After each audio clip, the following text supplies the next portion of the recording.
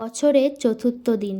Hello, আমি সুমাইয়া। কয়েকদিন আগেই বছরটা শুরু হয়েছিল, আর দেখতে দেখতে আজকে আমরা বছরের চতুর্থ দিনে পদার্পণ করলাম। সময় কত শীঘ্রই না চলে যায় বলো।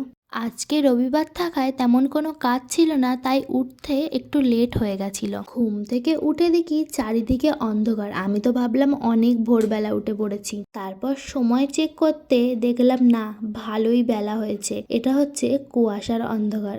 যেহেতু আজকে রোদ্দুর ওঠেনি, তাই আমি নিত্যদিনের তুলনায় আজকে একটু তাড়াতাড়ি শাওয়ার নিয়ে লাঞ্চ কমপ্লিট করে নিয়েছিলাম, কারণ দেরি হয়ে গেলে আরো প্রচন্ড ঠান্ডা লাগবে। ভাবলাম একটু বাইরের দিকে যাওয়া যাক। বাইরে গিয়ে দেখি এই সুন্দরী মহিলাটা তেঁতুল নিয়ে এসছে।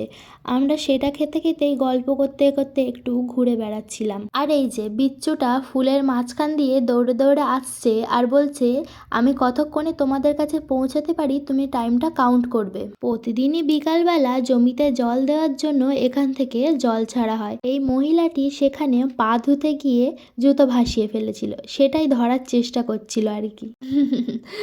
যাই হোক, আমরা সেখান থেকে রাস্তার দিকে গেছিলাম। কালকে ঠিক এই জায়গাতে কত সুন্দর উজ্জ্বল রোদ্দুর ছিল, আর আজকে দেখো চারিদিকে কুয়াশা গ্রাস করে ফেলেছে সূর্যি মামাকে। একটুও রোদ্দুরের ছিটে ফোটাও মিলছে না।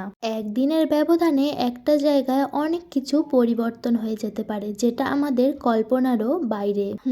আর কি করার, বাইরে প্রচন্ড ঠান্ডা, বেশিক্ষণ বাইরে না থাকাই ভালো। তাই আস্তে আস্তে আমরা বাড়ির দিকে রওনা দিয়েছিলাম।